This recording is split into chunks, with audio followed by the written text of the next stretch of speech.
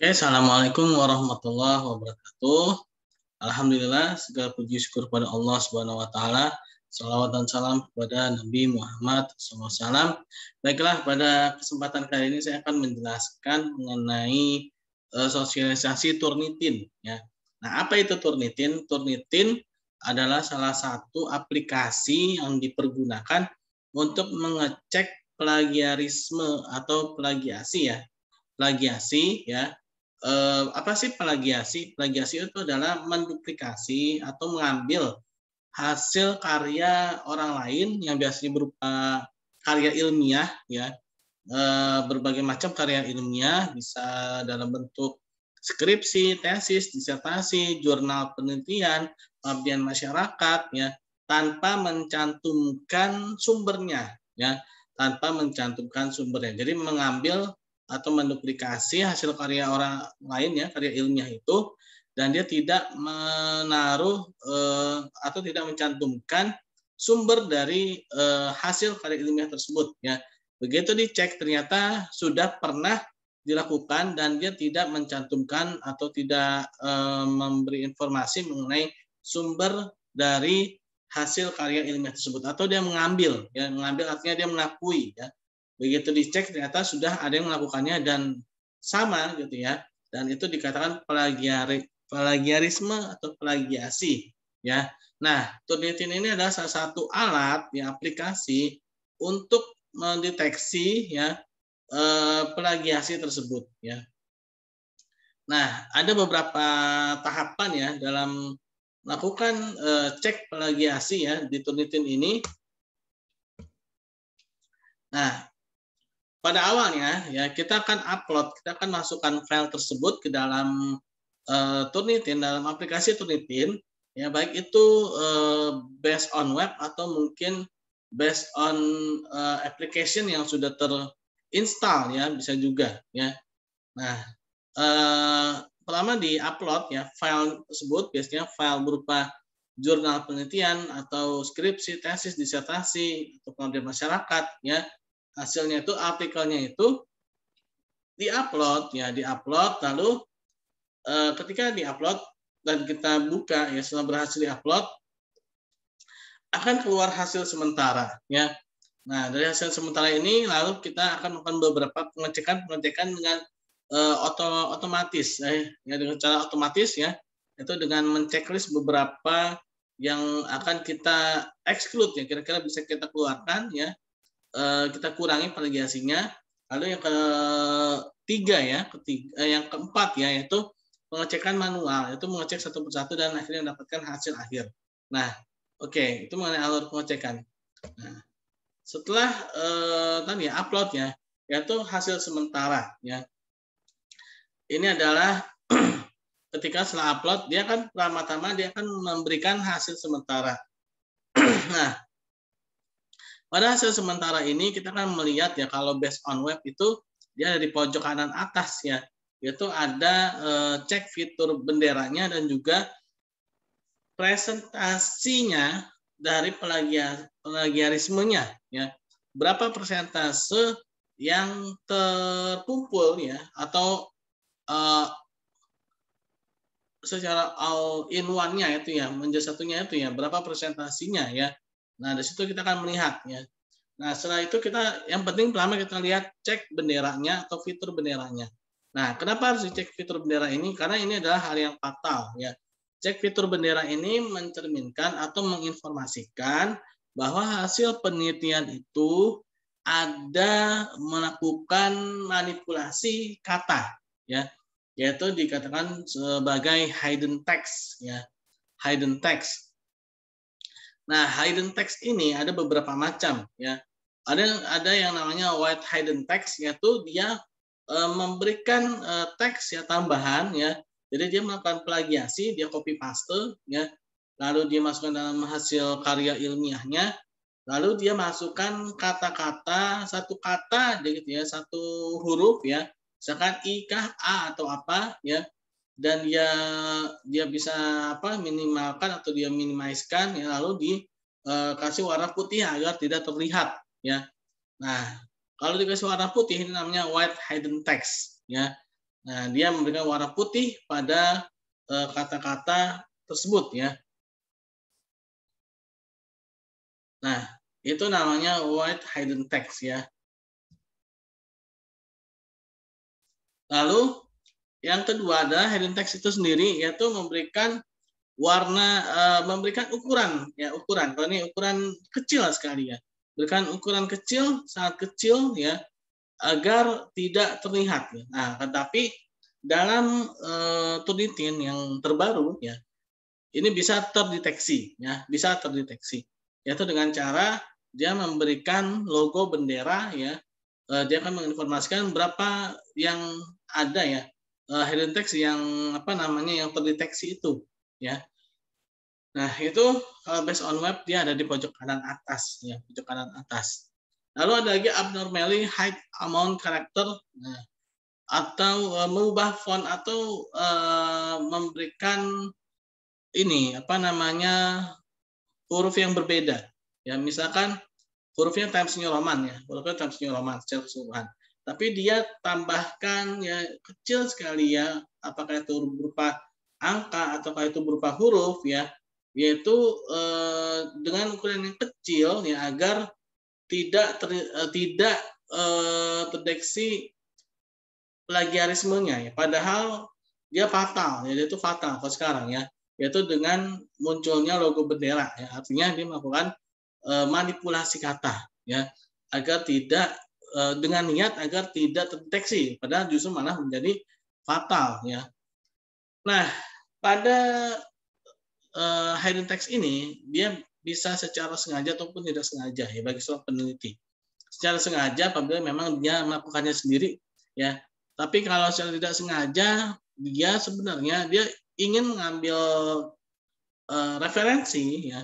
Dia ingin mengambil referensi dan dia masukkan sumbernya ya. Dia masukkan sumber referensi tersebut ya. Dia niat itu bukan untuk plagiasi, tapi memang ingin mengambil referensi ya, dan dia mengambil apa namanya, berikut sumbernya ya. Berikut sumbernya, tetapi sumber yang diambil itu ternyata melakukan hidden text ya, dan dia tidak tahu ya. Nah, begitu dicek ya, ternyata punya dia ada hidden text. Ternyata hidden text itu berasal dari sumber yang dia ambil ya, yang mana dia sudah taruh sumber apa namanya, sumber referensinya itu, ternyata referensinya itu yang melakukan hidden text ya. Nah, itu dia secara tidak sengaja. Nah, kalau seperti itu maka harus melakukan revisi-revisi ya, dalam membenahi hidden text ini ya. Nah, ini cara mengoreksi hidden text tadi ya. Apabila hidden text-nya itu berupa white hidden text, yang pertama dia harus dimunculkan dulu. Lalu harus dihapus itu ya, huruf, angkanya, atau tambahan-tambahannya itu ya, yang di belakangnya harus dihapus semuanya agar menjadi normal kembali ya, tidak apa namanya, tidak ada tambahan-tambahan manipulasi kata ya, agar tidak ada tambahan-tambahan manipulasi kata. Lalu setelah itu ya,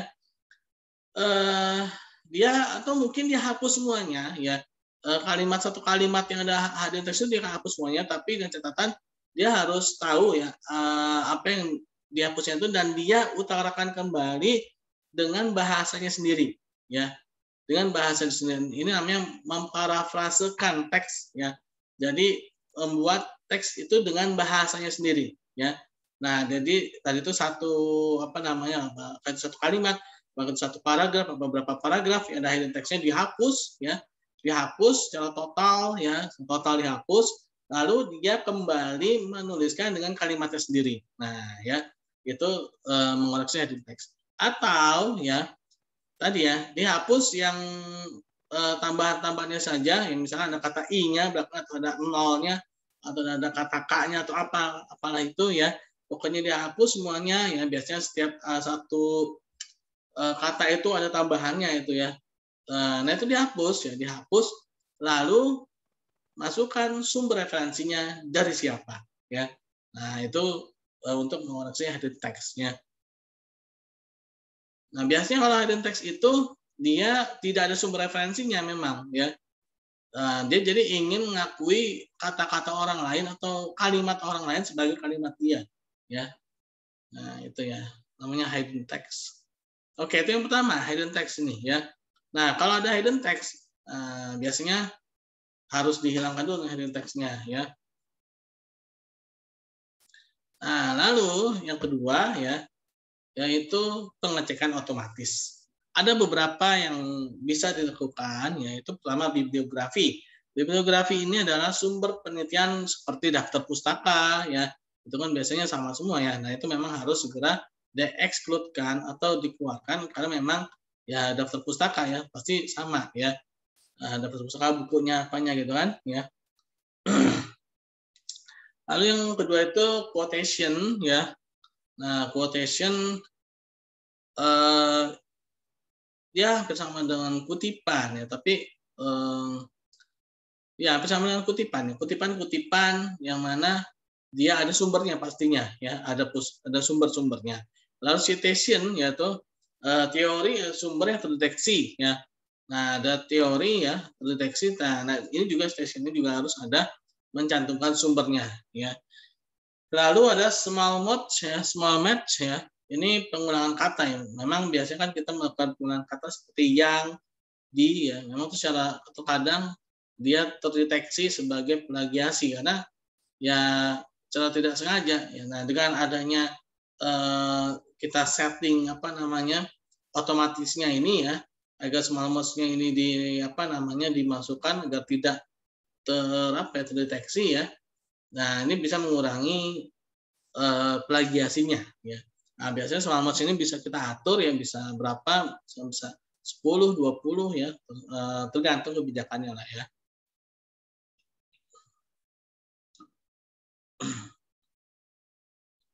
Lalu itu pengecekan otomatis ya, kita cek otomatis. Nah, biasanya setelah dicek otomatis, tingkat plagiasinya biasanya akan turun, ya, langsung turun ya.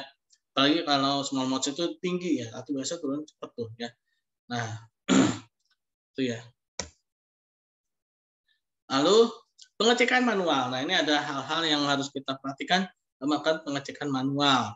Ya, satu kategori adalah sama dengan otomatis yang membedakan. Nah, kalau manual itu ya kita cek satu ke satu ya. Misalkan ada 100 halaman. Nah, satu halaman itu kita lihat ya. Warna-warnanya itu kita lihat ya. Ada warna ini terus kita klik ya. Kita klik kenapa nih? Tuh kan. Nah, biasanya dia ada beberapa pilihan, yaitu pertama ada namanya instruction or template. Nah, ini kita exclude berdasarkan instruction or template. Artinya ini cover ya. Ini biasanya cover. Cover itu kan biasanya sama ya. Biasanya antar satu lembaga dengan lembaga lain, misalkan kampus lah ya. Itu kan skripsinya, tesisnya atau disertasinya ya. Itu kan biasanya covernya ya, secara cover, settingan cover kan sama semua gitu kan. Nah, ini kita bisa lakukan secara manual, maksudnya kita secara manual. Apabila dia teridentifikasi sebagai plagiasi, bisa kita keluarkan ya, artinya kita hilangkan plagiasinya ya, karena memang itu sudah standar kampusnya, standar lembaganya ya. Nah, itu tidak bisa dikatakan sebagai plagiasi ya. Nah, citation juga ya, apabila citation ini dia tidak terdeteksi secara otomatis ya, maka kita bisa hilangkan dengan cara manual ya. Nah, dengan cara manual ya, tadi apabila ada kutipan-kutipan, ada quotation juga ya, session quotation ini ketika dia sebenarnya ada sumbernya, mungkin karena ada kesalahan tulis ya, misalkan spasinya ya, spasinya ternyata ada yang kurang rapih ya, atau tidak memenuhi standar spasinya ya. Ini spasi ya, bukan huruf, bukan angka ya. Kalau huruf angka tambahnya itu bukan station lagi jadinya. Jadi tadi ya, jadinya hidden text star ya. Nah, jadi ini spasinya misalkan berantakan gitu kan. Biasanya gini, kutipan nih, misalnya ada tanda petik ya. Biasanya kalau tanda petik itu kan langsung kalimatnya kan, nggak usah spasi lagi ya. Nah, kalau pakai spasi lagi dia malah nanti tidak tidak terotomatis sebagai ini ya, plagiasi. Jadi dia malah masuk plagiasi kan. Nah, ini yang sebenarnya harus kita cek nih ya. Takutnya masih ada yang kebawa gitu kan. Nah, kalau memang benar ternyata dia ada kesalahan dalam penulisan spasi ya, tidak sengaja, nah ini bisa kita hilangkan ya. Nah, lalu common words, yaitu informasi yang bersifat umum ya. Misalkan ya ada informasi bersifat umum, misalkan matahari terbit dari timur, itu kan informasi-informasi yang istilahnya umum ya, atau mengenai lokasi pasar apa gitu ya. Nah, itu juga merupakan informasi umum ya, lokasi, tempat ya, terus apa gitu kan, waktu ya. Nah, itu sesuatu yang sifatnya umum ini juga bisa kita hilangkan plagiasinya ya. Lalu ada validation, yaitu membandingkan pendapat si peneliti ya dengan sumbernya. Misalkan si peneliti ini mengatakan ini berdasarkan si A gitu ya. Nah, itu juga merupakan yang bisa dihilangkan dalam plagiasi ya, validation. Lalu ada other yang lainnya, yaitu seperti undang-undang, peraturan ya yang dimasukkan dalam suatu karya ilmiah, ini ada undang-undangnya ya. Berdasarkan undang-undang apa gitu kan, berdasarkan peraturan apa ya. Nah, itu terkadang terdeteksi juga sebagai plagiasi dan ini bisa dihilangkan juga plagiasinya ya. Nah, ini adalah beberapa pengecekan manual ya, pengecekan manual yang dilakukan ya dalam menghilangkan plagiasi dengan menggunakan Turnitin ya.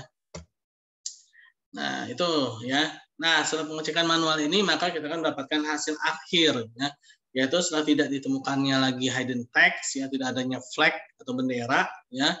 Lalu sudah secara otomatis sudah kita lakukan ya dengan tadi itu ya beberapa otomatisasinya ya. Tinggal kita checklist ya kalau yang otomatis itu. Lalu setelah itu kita periksa satu persatu lagi secara manual per halaman-halaman ya.